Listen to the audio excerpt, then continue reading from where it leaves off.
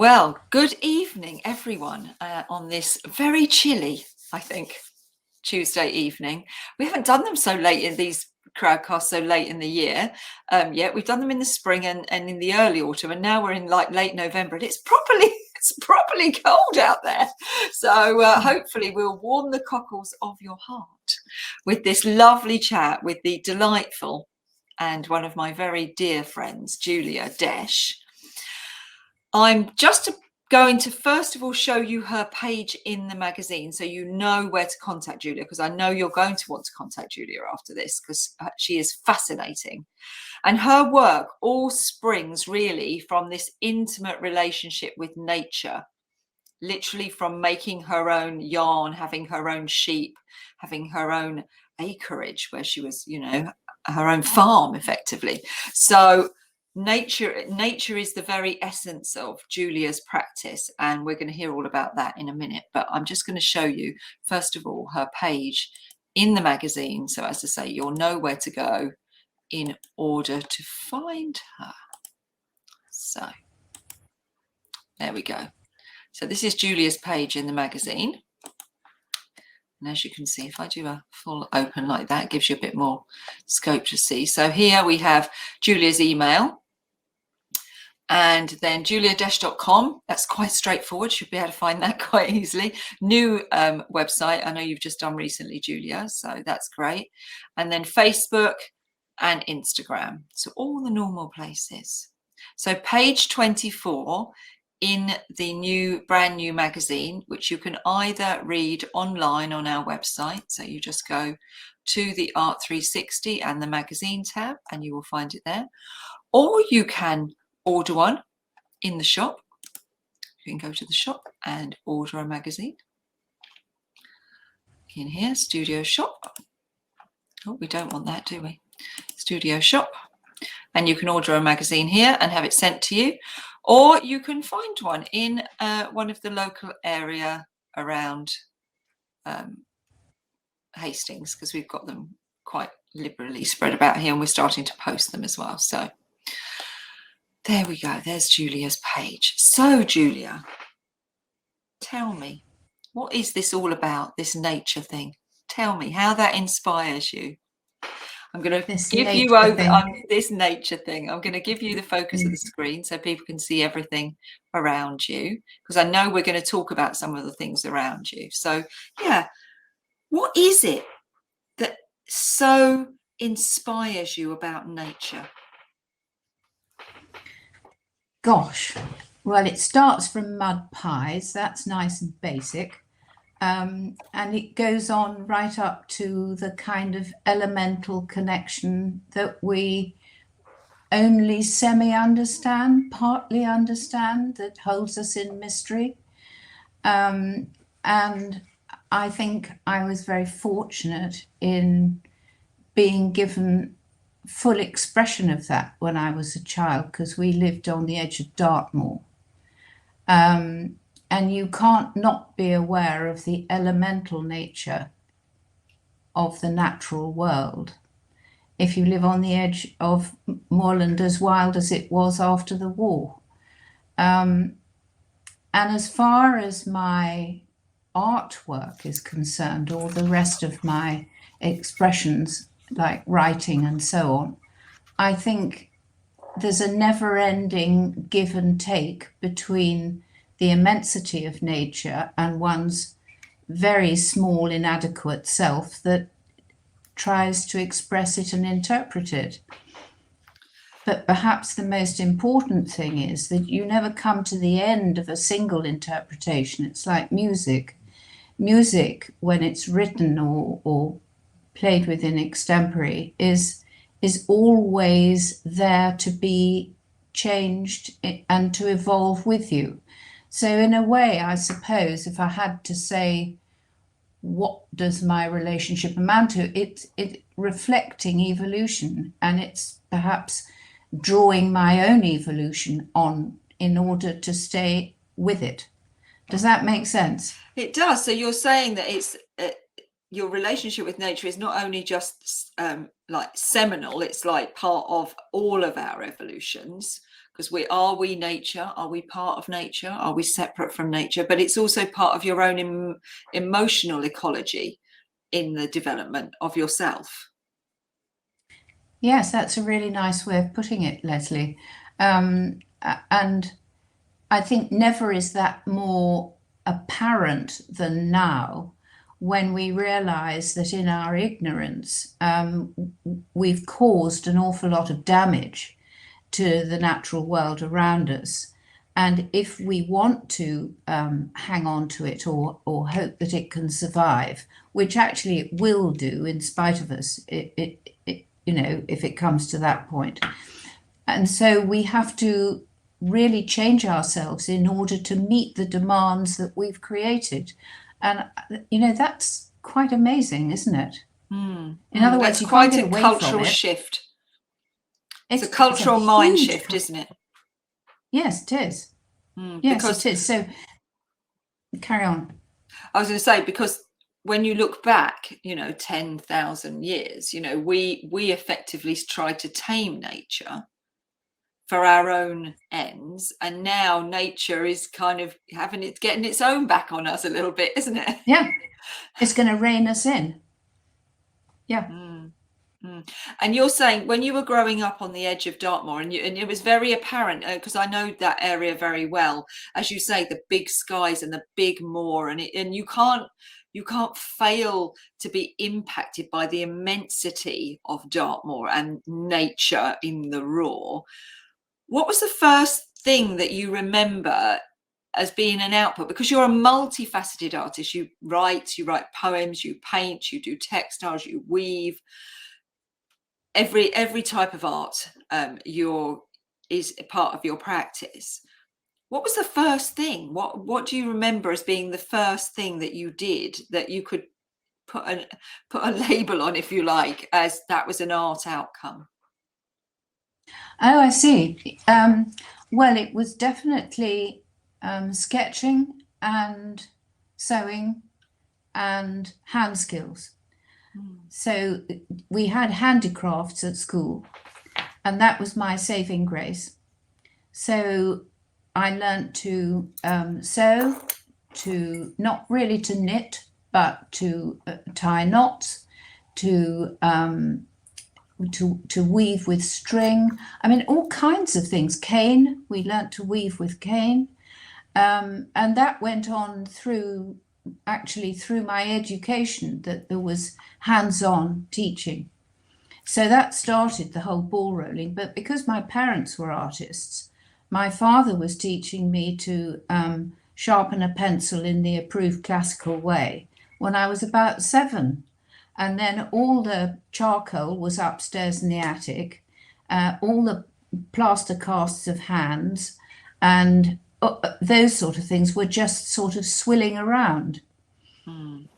So do you think learning that deep range of skills at such a young age has had a massive influence on how you've evolved as an artist? Because that's quite a range: tying knots, weaving, sewing, drawing. You know, that's a range of skills that these days I think children would be struggling to get that range of skills at that young age. I think you're right, and sadly, I would agree with that, except in the Waldorf education, the Rudolf Steiner, and perhaps in Froebel, because they are independent. They've grown up with a philosophy of teaching children to do and make things very early on, and you do notice the difference. I think it comes back to this question of it being able to express something in 3D or 2D or whatever else, that you're not searching for your dexterity. You might be searching for the application of it in that particular way, but you know that your hands will carry out whatever you ask them to do because you've done it before. So there's no reason why they can't do it again in another form. I think it comes down to that. So I've always found it, you know, pick up something that people would be throwing away, and my first instinct is to say, "Now, I wonder what I can use that for." That's fascinating, isn't it? Because I absolutely agree. It's like muscle memory. is effectively what you're Yes. saying. Is Yes. I Yes. haven't done this before, but it's okay because I've done other things. So I know that Yes. I am capable of doing it. And I you know have a that my confidence. hands and my mind and my heart, hopefully, are all joined up in helping me do this, even if I get frustrated. Yeah. Yeah, that's quite a journey of a mind thought about how you get to be confident about things, isn't it? And fundamentally, being pushed to do all these various tasks and crafts and skills when you were younger has given you that repertoire, has given you the library that you can now draw Yes. on. Yes. Do you draw on all of those things still in your art practice? Yes, I think so, because they're essentially very simple skills. Felting, has many applications, and it's become very sophisticated in certain directions. But if you want to do boiled felt and create something out of that, all you've got to do is stick an old jersey in a saucepan. Oh, don't. I managed to boil one of my jumpers yesterday. It's a very, very emotional, very emotional conversation. Oh, don't throw it away. No, I will bring it to you. Don't worry. It was very upsetting, though. It was an accident, and yes, I wasn't happy at the end of it. It would now my very large jumper will fit a very small child, but it will, I'm sure, in the hands of you, will be turned into something beautiful. So I feel it'll be okay. I put it on the pile, ready to bring to you. Yes. But yes, but that that's that thing about when something like that happens, I think very much about the sustainability of that. I think, okay, now there's an opportunity. Is that how you approach the commodities that you find yourself with? So you get your wool and your paints and your charcoal and your graphite. Yes, I mean, the luxury of colour and the luxury of texture now it's like being on a different planet from when I was young and using those ghastly poster paints and that dreadful sugar paper. And, it was agony. And it put me off watercolour for a long time. And I didn't pick up watercolour again until after Stephen died. And then my whole octave of colour had in the meantime changed. And I found I could express the colour that I'd been holding inside and couldn't see. So, that was a kind of interesting interaction. And then, what was your question again, Lesley? You were asking about something in particular. It's okay. You carry absolutely fine. You carry on. It's lovely to hear your thought process about how I was saying about do the items inform what you put out? Oh yes, because very often I had been working with second-hand materials. In other words, what people donated or gave me, or what we could just about afford, and so on. So they were very precious. And then you got used to the idea that you could go and scrounge off people if you asked them nicely. And they would be so surprised that you wanted old watch buckles, or you wanted a curtain ring that could be split, and then you could do that and this and that with it, that they just divvied it up. So all around you was this bounty, in a way, which is part of nature, because nature is very, in its rightful state, it is a whole world of plenty. And one of the things we're in danger of destroying, you could say, is that whole concept of plenty. It's now very precious, and materials will end up being very few, perhaps. I mean, I've still got a box of charcoal from the First World War that my grandmother had. Oh, how amazing. How amazing. You know? So do you still, are you, charcoal. Yeah, do you still use it? Well, I actually, having sort of grubbed through all the things and sorted out, once I get to where I can find it, I definitely am going to have a bonzo time with it. Good. Because I think it's really important. Yeah. And that's important too, to be able to feel that you can use plenty of dye to get the strong colours that you're after. And then you can go on re-dyeing out of the same pot until it's exhausted, and you'll get multitude of shades on the way.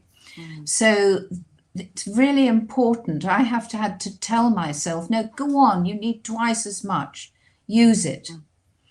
Instead of saying, well, I think I better save that in case I need to some more next time. Yeah, so use it with integrity. I've changed my mindset over using materials in that way.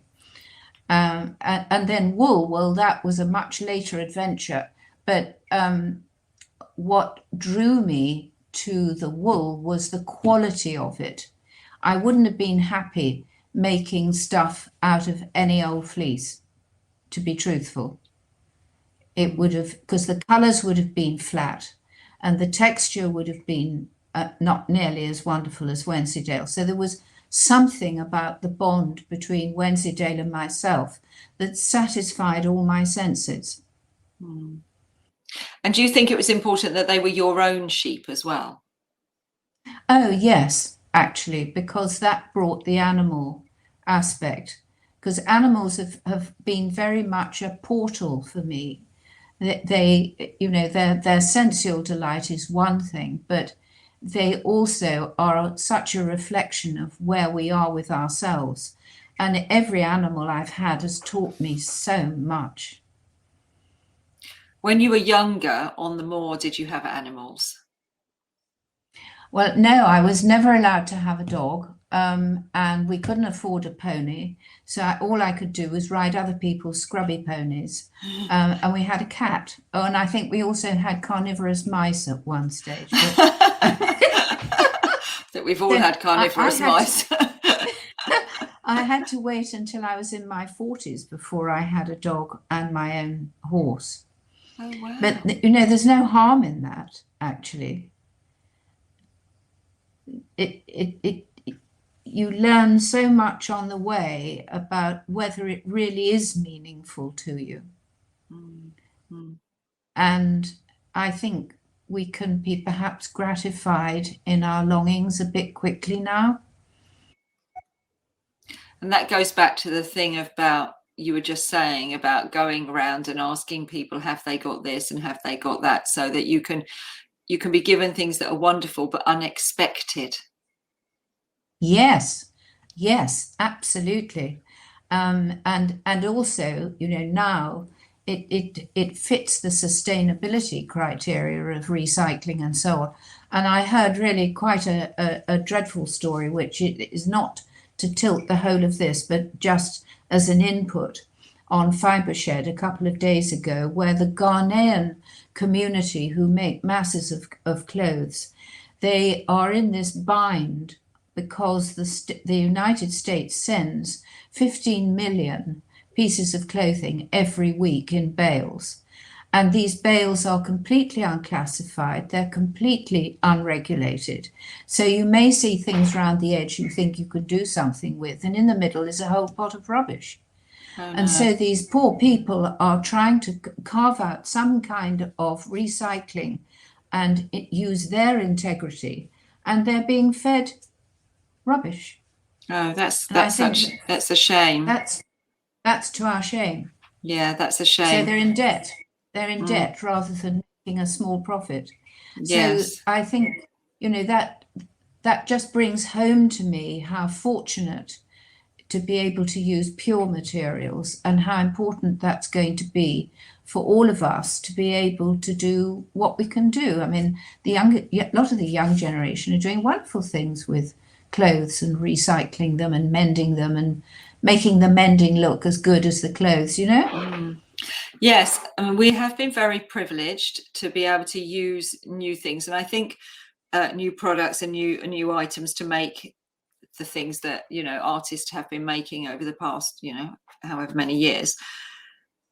The most important thing, I think, with all of this is to have a sustainability mindset, to understand what it is you can do in the field of also leaving something that is a sustainable legacy, because we would be less now if we did not still have the cave paintings that we could still refer back to and go and see. We would be less now if we didn't have the artifacts of the past that we could look to and learn from. So I think it is important that we create items of art and artifacts that will stand the test of time, but that's not much good if there are no humans here to see them and learn from them. So it is a balance, isn't it? It is a balance. Like you're saying about the Ghanaians, people's intention was good, but the outcome is not happening in a way that is sustainable. And when I was speaking to the Sprout Man, about his pencils, I thought that was absolutely incredible, because it's such a simple thing. And often the solution is very simple, isn't it? We as humans try and overcomplicate things. So I think if we can just set our intention to be sustainable and think sustainably and start asking more questions. Don't be scared of asking questions. Where did this come from? Right. How did that work? So behind you, Julia, you have a wardrobe. Oh yes, my wardrobe. I've been looking at this for a while. And this is all very much fits into this sustainable conversation, because this is all about things that you made when you were a younger child.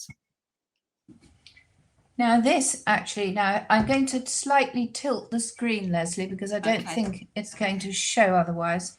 Is that okay? Now you can see it, can't you? Yes, we can. This was made for me when I was 10, 11 by my brother, who was then 13, who went away to school, and I was desperate for a wardrobe because we had been moved to London when I was 10, and I was completely deracinated.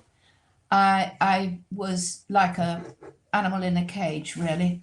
And what saved me was the fact that I had this dreadful little 6-inch doll that didn't bend or do anything, but it was a clothes hanger. So in fact, I spent my entire time, as much as I could, being given patchwork pieces by friends and making clothes for this rather dreadful doll. So I then, of course, needed somewhere to put them. So I asked my long-suffering brother to make me a wardrobe that I could keep them all in. And these are the surviving ones. You will see the dreadful knitted bathing suit, which actually I had a dreadful knitted bathing suit, and I wrote a poem about it. So these are the sort of things that I made. And the hats, actually, I think were really quite fun. I used to love making hats. And I know that I made a yellow felted coat at one stage, but I think that fell to the moths. So, is this a shoe? Have we got a shoe down here as well? And you've got a shoe. Yes, you've got a shoe. Now this one, this is made from the remnants of a dress that my mother made for me when I was 3, and I was bridesmaid to my godfather. And I so loved this dress, which was made in sort of duck egg blue nylon, that she had to keep expanding it and sticking bits in the bodice and then another section down the side until I was 10. And I finally had to give up the struggle at 10. But it was my very favourite thing. And so, of course, it had to be translated into something for a doll too. So this was my soul food, you could say. Yeah. This was my way back into some form of integrity and integrating myself so that I didn't go balmy. Because it was a kind of family dysfunction moment, you can imagine. Yes. And the thing after that my brother made for me was a farmyard.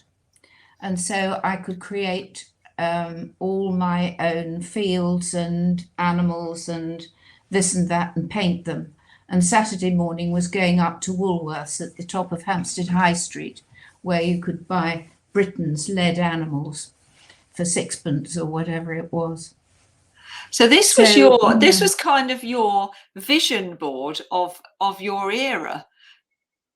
You've got your wardrobe of clothes, and you ended up becoming doing weaving and felting and making clothes and knitting beautiful cardigans and such like, and then you also had a farm. So it was your vision board of your yes, childhood that came into real life being. that actually came into being. Yes. Yeah. And we used to use the whole of the attic, attic of the house to put.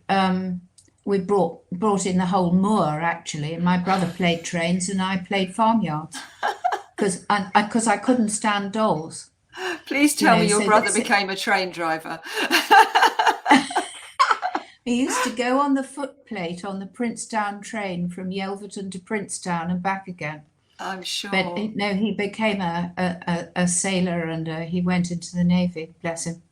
But you know, I think we don't know that we're creating dreams always, and sometimes it in a way it's a good thing, because you just go on with your vision, as you say.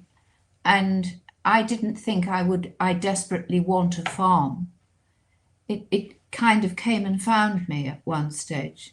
So it's interesting, but remaining true to oneself and having internal visions, I think, is really important. Yeah. I just find that fascinating that you literally created the real life vision from the childhood games and things that you were playing. That's just amazing. So your poetry, does that also reflect your personal ecology, your evolution as in your life? Does that also reflect that? Yes, I think so, because I didn't write poetry as a child. Some people do. I used to read it and things, but and then I sort of got the acting bug, you know, all that stuff, and that dropped away fairly sharply. So that was a good thing. We all do that in the garage. We all do. We all do that. My mother very wisely said, she said, "Well, go off and do it then, darling, but you're on your own." Hell no. That's not happening. That's not happening. Oh, that's not quite what I'd imagined. Anyway, so yes, the poetry, again, that actually really started after Stephen died.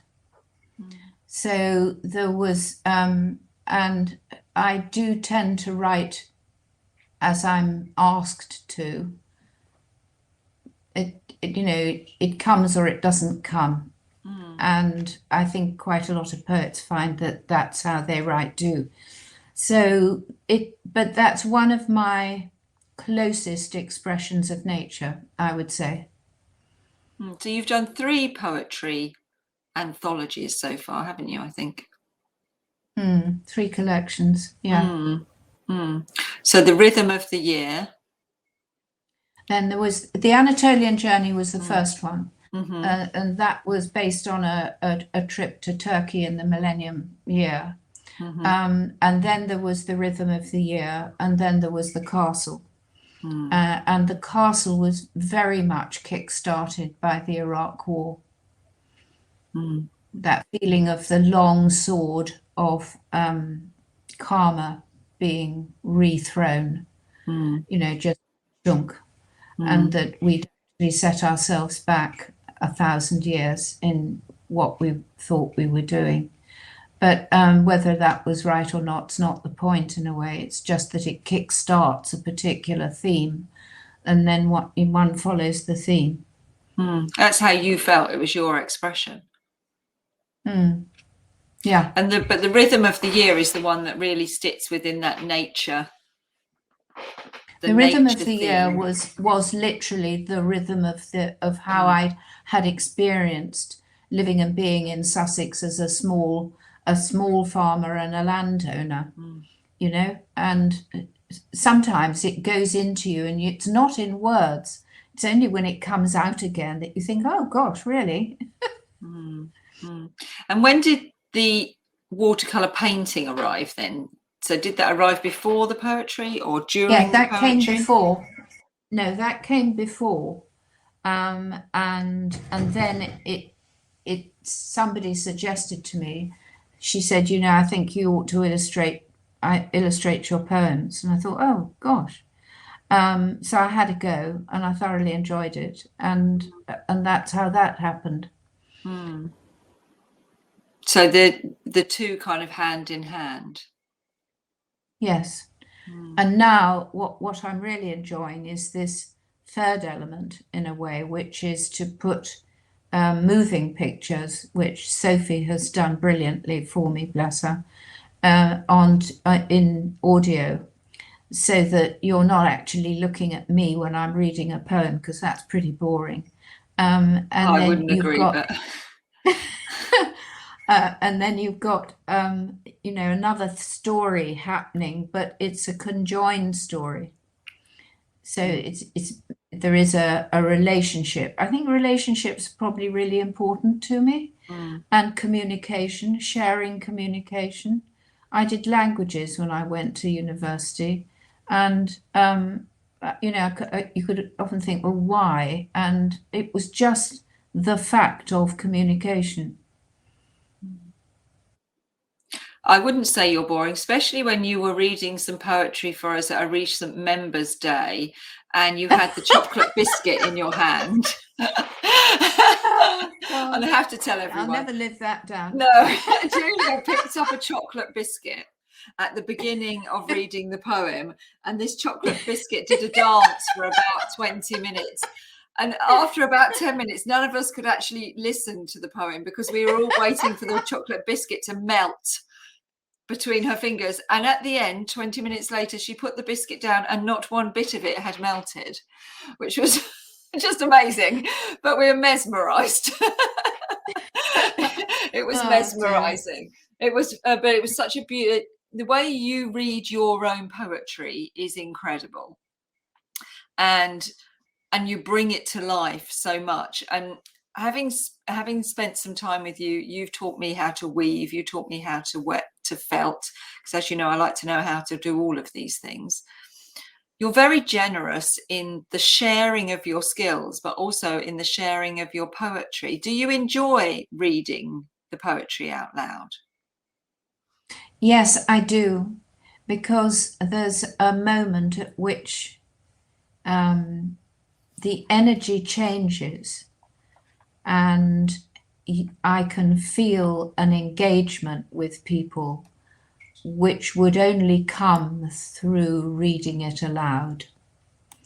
And I think poetry lives through the spoken word rather than the read word. So that's actually, for me, is very moving, you know, and I love doing it, and I love sharing it with people. And I know you have been recording it. We're going to play a piece of Julia's poetry when we finish this interview. So just as the exit, really, for everyone to enjoy a bit of your poetry. But there's lots of it on the Pure YouTube channel, especially the one with the biscuit. Everyone's going to go and look for the one with the biscuit now. Oh, So, wicked. Oh, wicked. Well, it is thanks to Sophie. And I actually, you know, Sophie is really important to me, and I love her dearly in everything she does. And she just has a way of mixing the two, which works for me. And I hope you feel that it works for you too. oh, absolutely. It's beautifully put together. And, you know, Sophie's very much an integral part of Pure, whether she's here day to day or she's off working in the NHS. We still feel Sophie's part of our heart, and Sophie knows that. So if anyone who's watching on Facebook, if you've got any questions, if you want to pop them in the question area in Facebook, we will come back and answer those for you later. So don't worry if you're watching this on Facebook.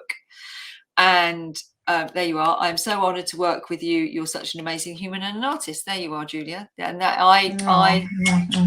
I give that a second, because that is absolutely the case. I met you when I was going to do an exhibition called Woven, and that's got to be about 6 or 7 years ago now, and I wanted to celebrate everything to do with textiles and woven work, because I felt it was underrepresented, and there was a lot of debate at that point about whether the woven art was part of craft or whether it was part of fine art. And I wanted to showcase woven art and textiles as in a fine art way. And you were introduced to me by Mary Beanie, I think, or was it? No, it wasn't Mary. It was Jenny. Jenny at Gallery North. Yeah. Jenny at Gallery North introduced me to you, and I'm forever grateful for that introduction, because, you know, I've had some wonderful times, and that exhibition particularly was a beautiful exhibition. I also met, as part of that exhibition, Edith Parbarton as well, another amazing textile artist who we will be interviewing later in this series. So how do you feel about that conversation now? Because that 6-7 years ago, it was very heated about the craft to fine art conversation. How do you feel now? To me, I think it's really important to value each of them equally. There should be no feeling of inferior or superior. Absolutely. Providing the skills and the vision and so on are up to par. I mean, I'm really grateful, not just for meeting you, but for being given a kick up the posterior by joining Pure and thinking, crumpets, I'm going to have to up my game, because these are all such amazingly talented people. You're amazingly talented. You know, and you think, oh God, what am I going to do?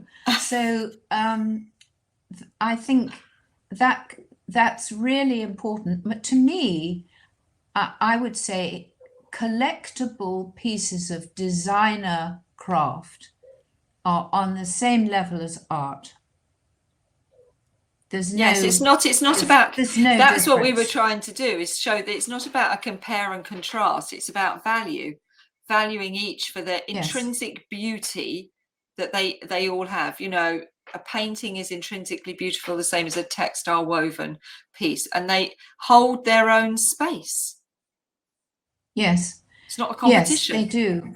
It's not a competition. And I think COVID, in a funny way, has actually raised the profile of many people who are fine makers as well. And the Society of Designer Craftsmen has done a wonderful reinvention of itself in the last 2 or 3 years, because it's had young people who've come in and been prepared to be serving on the council and so on.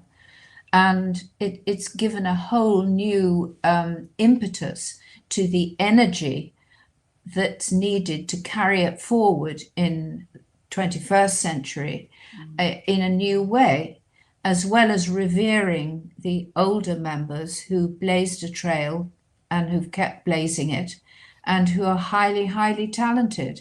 So it's great to have a generational mix, actually.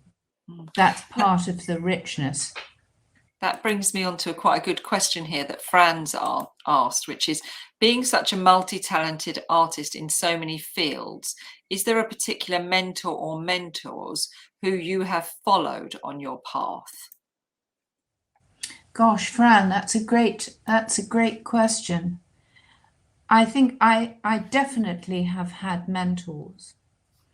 One of the most important was Eleanor MacDonald, who was the first woman director on the board of directors of Unilever. And she left them in order to set up her own consultancy at the time that equal opportunities and discrimination legislation was being put through in the early 1970s. And I met her through another happenstance, and we started working together. I did sort of backroom stuff for her, and I used to do case studies and take workshops and that kind of thing. And she also set up a a voluntary group called Women in Management, which was to help women move forward. And where she was so influential with me was it didn't matter what you did, it didn't matter what level you were at, but were you going to push yourself to reach your potential? That's what she was interested in. And she wasn't just on the board of Unilever, she was also a champion fencer. Wow. And she was a remarkable woman. So, and a great friend. So she was very, very pivotal in the things that I did. And then I think I would say people who I've gone to say, can you teach me this or will you show me that? They are part of one's mentoring. So like Roger Mobsby, who produces this wonderful worsted wool, and wool goes through an alchemical process in his hands, in his traditional spinning mill. And I've gone and badgered him and said, can I do this and do that? And he sort of said, oh God, if you must. But, you know, I've learnt an awful lot from him. And then Penny Walsh, who taught me how to do indigo dyeing. She was very important. And also with the spinning group up in London. So, you know, people come in and go out. They're not necessarily official mentors, but they've had that influence on one's life that, you know, at that moment is really significant. I love that. Push yourself to reach your full potential. Are you prepared to push yourself to reach? Now, I've witnessed you pushing yourself to reach your full potential quite often, especially when you were going through the collaboration with Mark Austin, with the wheels, with the sensory wheels. You were really on a mission at that point. Talk to us about that journey of, you had this concept and you really wanted to get these wheels, therapeutic wheels, created. Yes, well, that, you know, again, was an extraordinary thing, because the Tibet bit came into it, in that I had this stuff up in the barn that I'd collected to go out to Tibet. And then the whole plan, this was weaving and spinning equipment to go and help them reskill in Tibet. And I knew that it was needed and they'd asked for it and blah, blah. But the whole thing fell apart because of the earthquake, and then that nobody would fund it, etc. So I cast around thinking, and I left it for a year or so.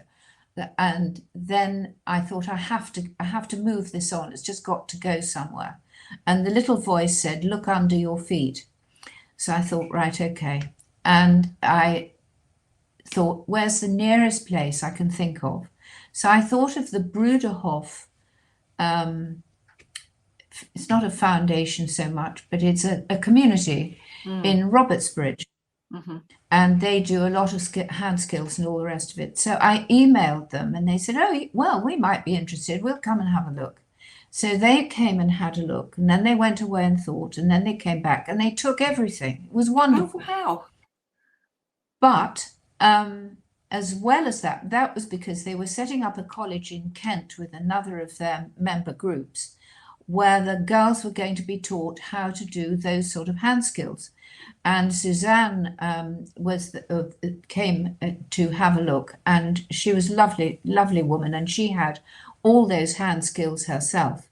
So the whole thing kind of fitted in a nice way. But more than that, her husband had set up this very well and successfully running school play equipment. And they make their living really as a community with this factory at Robertsbridge. And they make the most beautiful wooden equipment and so on for infants, you know, small primary schools. So he was then able, because they asked me to go to supper, and I can remember turning to him and saying, if you promise not to tell anybody, will you make me my prototype? And bless him, he did. He made the prototype wheel. And then I was able to go to Mark and explain what I was trying to do. And he was able to take it on to the finish stage. So that's the story of how it started. And the aim is really to bring back sensory touches, because there are many different kinds of touch, to children in schools, particularly those who've got labels and who have difficulties and need this opportunity for tactile, not just reward, but the whole neurological relationship with touch and the sensual delight. To me, that was the two things are really important. And then it all came to a halt because of COVID. And now we're kind of lifting our heads again. And it's down to me really to try and approach two universities and get some committed research carried out by people who are in these departments doing all kinds of things. They're not necessarily doing the hands-on, let's just see what people think of this. And I think it was also driven by the fact that when pieces have been up on the wall, sometimes people have spontaneously said things which make me think, good Lord, you know, there is a therapeutic value here. And that's to do with the sheep and the wool.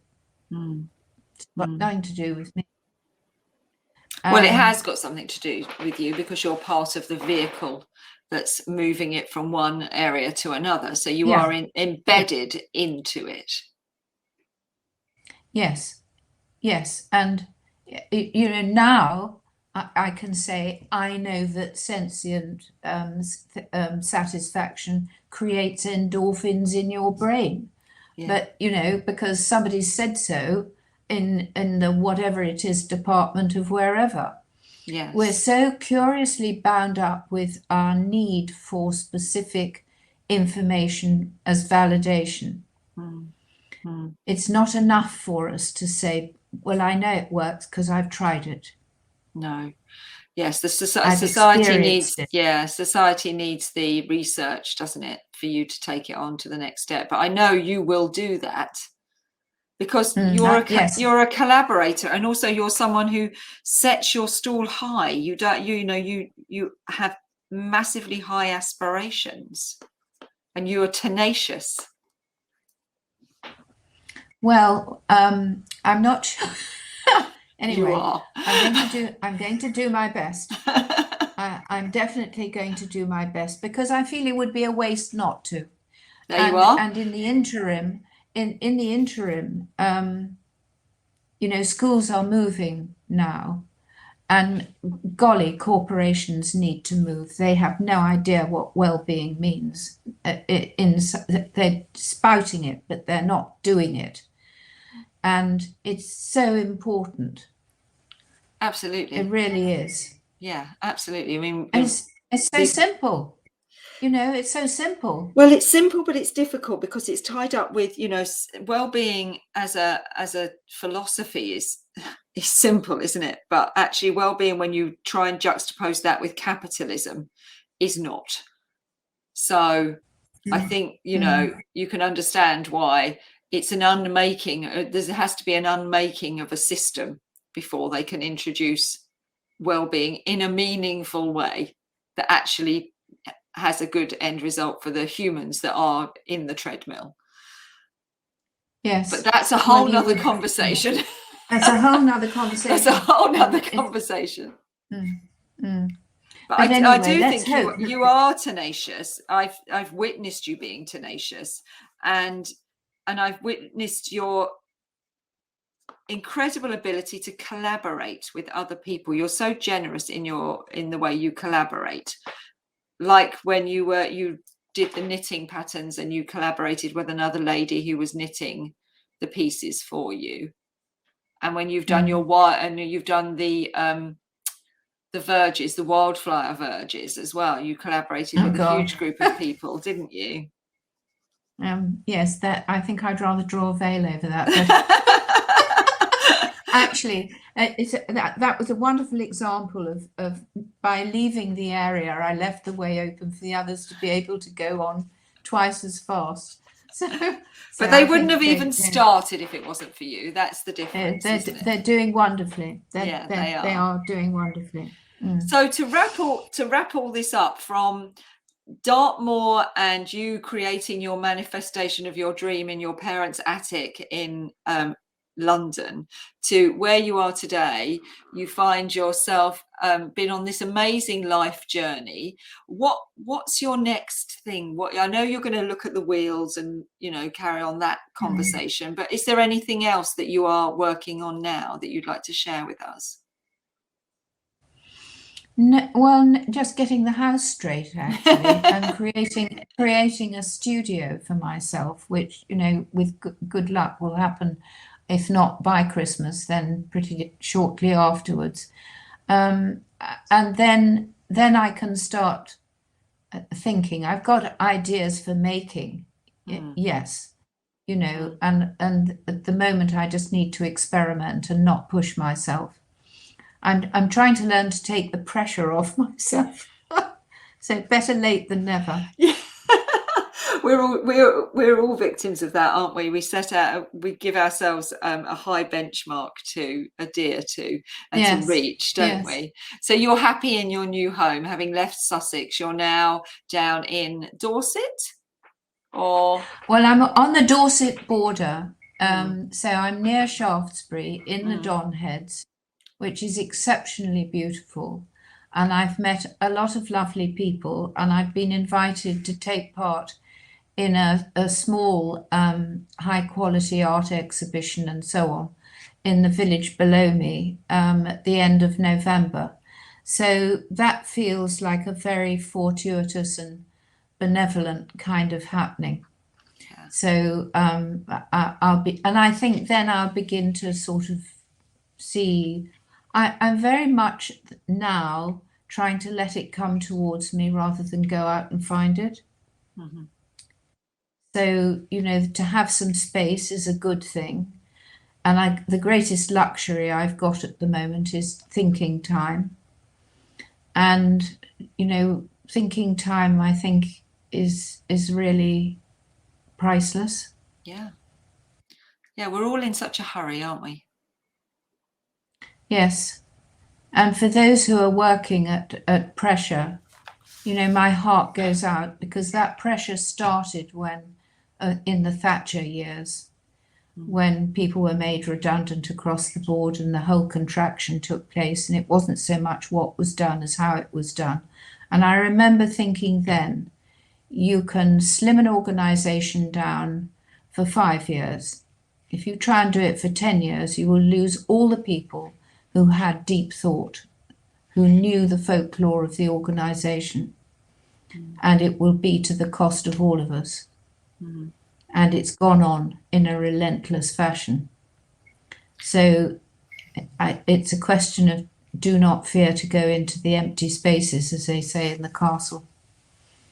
Yes, I think that's very wise words. Give yourself time to just turn off everything and just notice what you notice. Yes. Because if you don't do that, you'll miss the magic, won't you? Yes, the magic of the moment. Yeah. The magic of the moment. You have to sometimes just go, it's okay to just turn everything off, all devices, all telephones, everything, and just sit there and listen to the birds and appreciate the earth underneath your feet. And that's when the most amazing inspiration comes anyway. Yes. Well, it's been an absolute delight and pleasure, as always. I love talking to you, as you know, and we could carry on talking for the next few hours, but people will fall asleep. But we'll still be chatting. We're still chatting away about putting the world to rights. But it's been lovely, and it's been so interesting to hear your take on how you progressed your career as an artist and how that evolved, and seeing the nuances. I think it will give people confidence to be more confident. I hope so. Yeah, be more confident in trusting the process. Yes, and that we all have our own mastery within us, Thank you for having me, Lesley. Thank you so much for those that are looking and listening. And I've loved being with you. Yeah, no, it's been an absolute pleasure and so inspiring to hear you talk about your life. Every time you talk, I hear something else that really stimulates me and pushes me on a bit further. And yeah, it's been wonderful. I'm now going to share with everyone. So I'll come back up on the screen with Julia, and then I'm going to share with everyone as we exit the poem that we were mentioning earlier. So it's called Midwinter. And I'm hoping that when I play this, that you will all be able to hear it. If you can't hear it when I play it, please, please, everyone, do say in the sidebar that you can't hear anything. But we did test this earlier, and it seems to be that everything is fine. So I'm turn up the volume. Turn up the volume is Julia's recommendation. But I'm going to play it now. Thank you so much, Julia. And we will see everyone again tomorrow. It's Louisa Crispin tomorrow, and she's going to be talking about her flight path project. So that'll be fascinating to hear how that's all evolved. So yeah, I'm going to play this, and then at the end of it, obviously I will end the broadcast. So, and I'll see you all tomorrow. And thank you so much, Julia. Very, very grateful. Bye.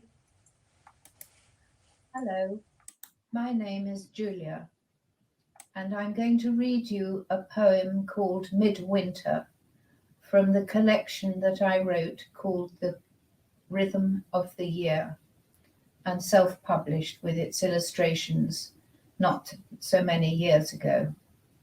So this is Midwinter.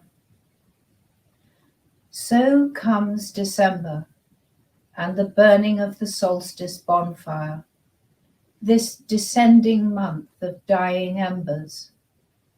And in the grey smoke of its days, it's time gently to lay down the year like a newborn child, wrapping our thoughts in swaddling and our arms round our own hearts, rocking ourselves to sleep, slipping quiet in our accomplishments, scarcely breathing, into the dormant rhythm of the hibernating creatures, who in their winter fastness rest out the remainder of the year, pillowed on the brown mounds of the autumn leaves, twitching at earthy adventures in their sleep, as the days shorten into insignificance.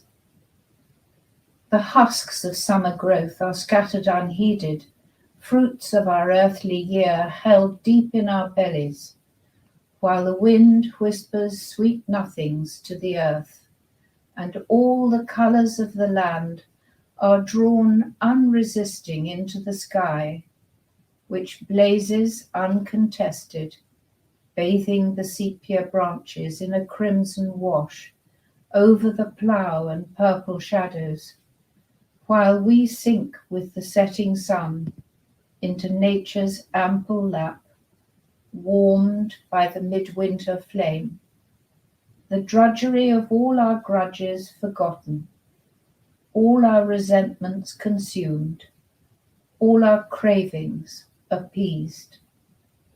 Thank you.